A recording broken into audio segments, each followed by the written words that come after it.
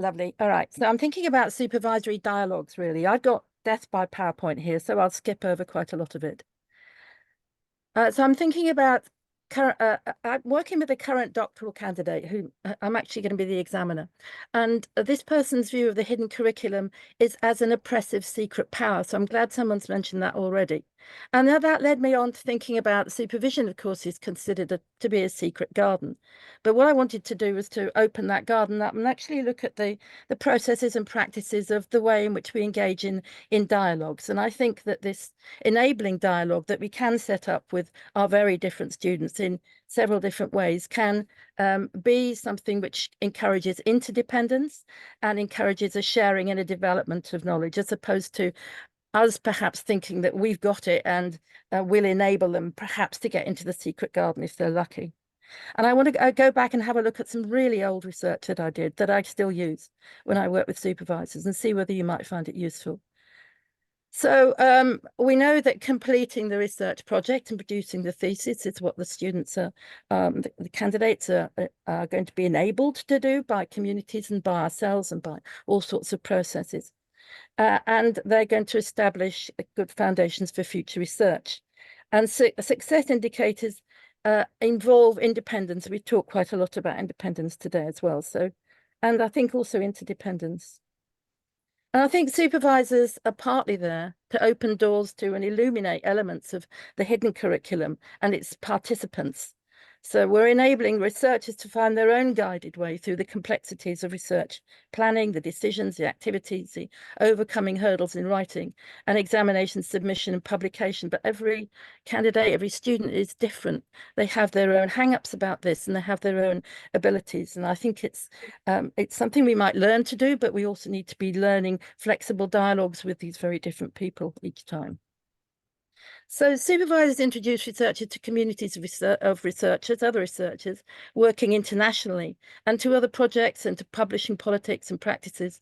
And crucially, I think independence-oriented supervisor guidance helps researchers develop the independence and the insights to continue to work beyond achieving a doctorate. This isn't, the door is not shut when you've got your doctorate, it opens, other things happen. So I like to think about supervision as an engaging and developmental dialogue.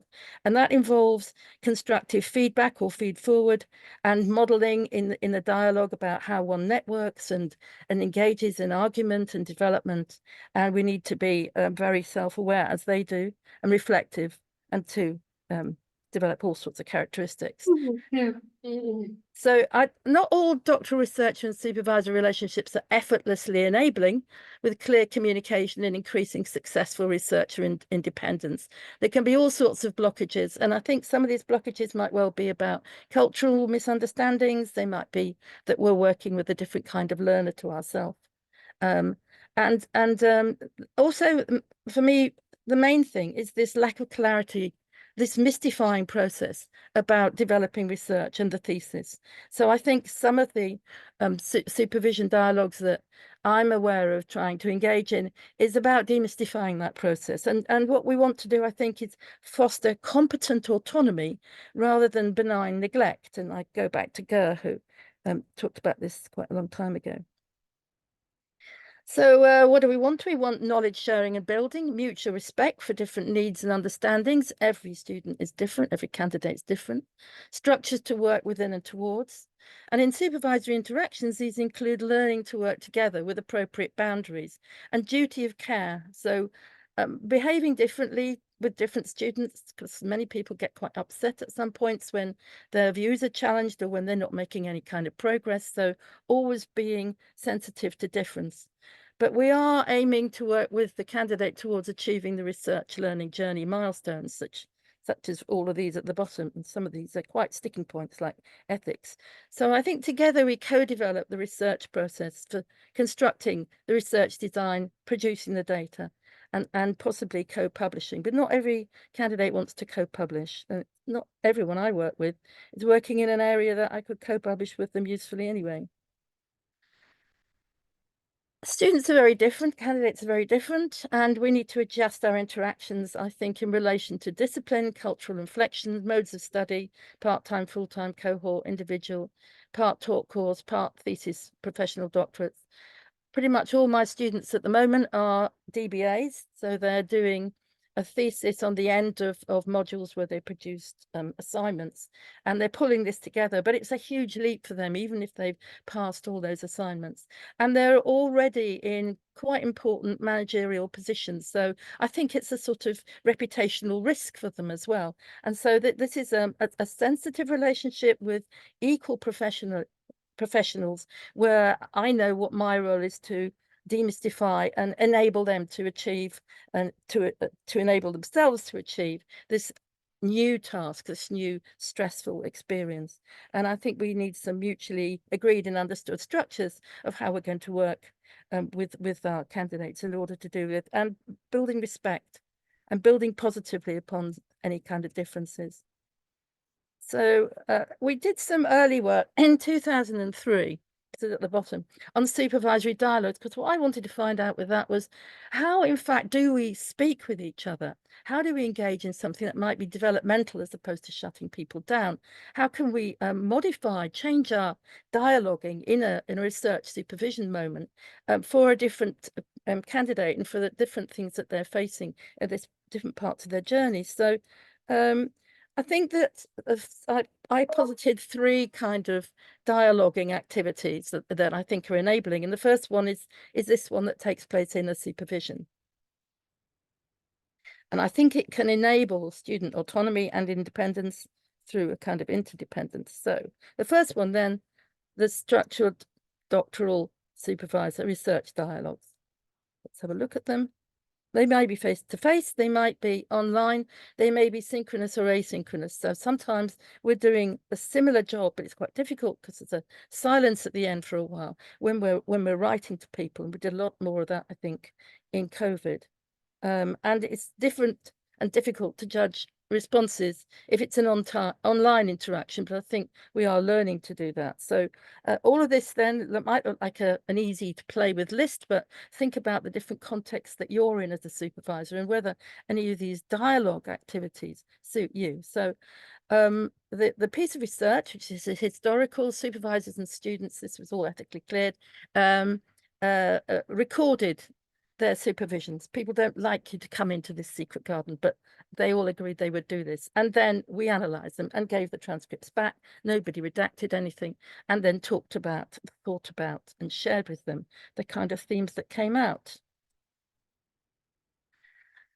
So that's what we did. And this started out with thinking about the dialogues that we interact with the candidates in as being rather like something that was based on counselling. So we used John Heron's 6-category interactive analysis, but it wasn't really like counselling. When we came out with what we could hear, and what we could see, there's a range of dialogue. So these are the supervisory half of the dialogue. And as you can see that the supervisors in these tapes were, first of all, quite often being didactic and prescriptive and informative. Do this, you need to do that, it needs to be like this, no, it shouldn't be like that. I thought I didn't do any of that, but latterly I've thought perhaps I do, and perhaps some of that is useful, but it isn't useful, I think, if it is all you do, because you then tend to silence the candidate. Interesting thing that came out was the confronting or challenging, and I don't know that everybody does that. I certainly didn't feel comfortable with doing it initially as a supervisor. It's how do you go, tell me what you mean about that, or I'm not sure I agree with you there, or how did you get that out of that data?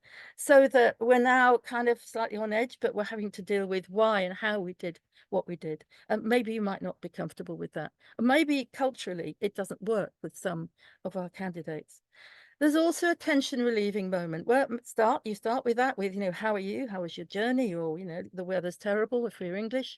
And you might have that in the middle when you've had a really complex interaction, you've got really into the material, and you might have it at the end. So think about bringing those in. But this is how I work with supervisors and workshops. Think about bringing in those quiet moments when we're not looking at the data, we relax a bit, and then perhaps that encourages some more open thinking.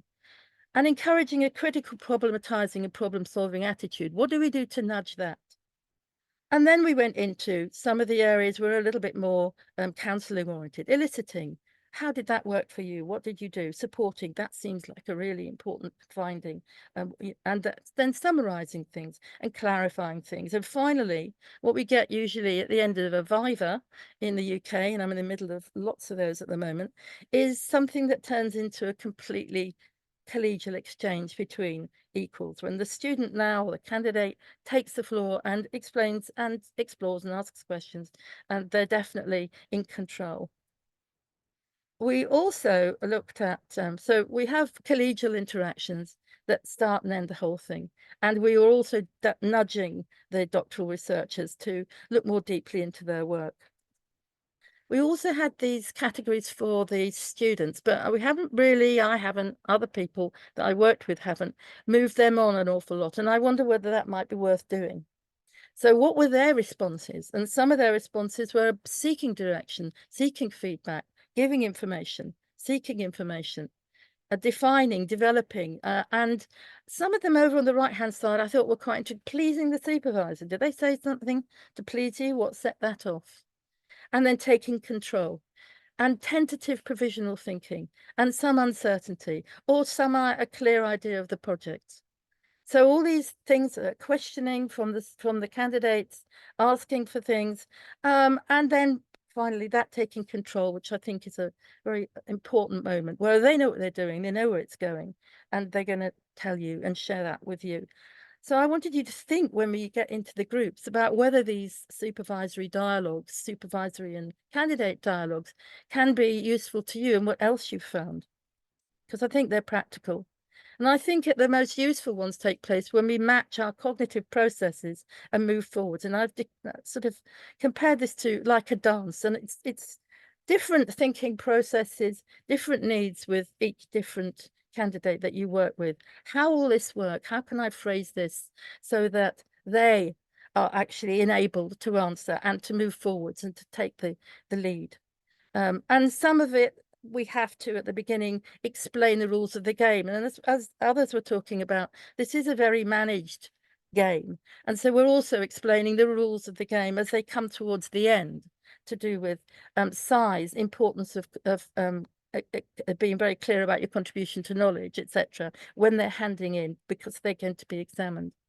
And I think we need sound working relationships so that the whole thing isn't a lifelong project. It's manageable and finished within a reasonable time frame, and that pragmatic choices have been made, but also that it does make a contribution to knowledge that they know about, that they can articulate, particularly when an examiner directly asks them that question in a Viva.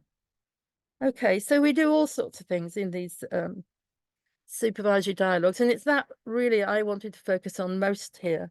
But I also wanted to bring up the idea that feedback is a developmental dialogue too, and to rely on Rowena Murray and also Vijay Kumar and Alika Strack. And they've gone through different kinds of feedback. And again, I think if we analyze the kinds of feedback we might give, one is correcting errors, another one is making expressions and asking questions, and then another one is providing information. And there are many other examples of feedback. How can we make this a developmental dialogue too? And because we're writing on and with their work, and then we will talk with them about it. What can we do in order to enable instead of shut down in this dialogue when we're actually commenting on their work? And I try to be very aware of that when I get a candidate's thesis over and over again to work with. So how can one continue to nudge somebody forward, or suggest that that's not the route to go? And the third and final one is called Fridaying. So a South African professor that I worked with, who came to a workshop of mine, talked about this as an activity that he and his colleague did every Friday. And this is a free moment of sudden understanding of something. And I think it takes place in a supervision interaction. So you have planned and unplanned gaps and relaxing moments, and you deliberately let your mind flow and start to co-build complex shared thinking dialogue. So in the best supervision, this happens as well. And I think it continues to happen with researchers once we've built communities. So it's a creative dialogue suddenly ignited by a shared sparky thought or an ongoing sense of action, set of actions and reflections between equals. And it involves one complex thought springing from the other. And if you want to keep a record of it, what I do with one of my colleagues, and we have quite a lot of Fridaying moments, is we record it so that we don't have to concentrate on taking notes. And we can then use that perhaps as some of the words that we might turn into writing. And we spot its beginnings, these great ideas we're having, usually when we're sitting in a residential course or on a walk or over coffee or in somebody else's conference presentation. So the Friday is that it's a liminal free space in which the igniting of ideas and development of discussion are nudged to open up thinking, and it can lead to learning leaps and breakthroughs. So we can actually set up and curate these moments to foster these energies so that the writing then takes place. And I think it's a constructive dialogue. So that was my question. What are we doing to work constructively and interactively with individual differences in dialogue and demystify the hidden curriculum? What do you do to support independence through dialogue?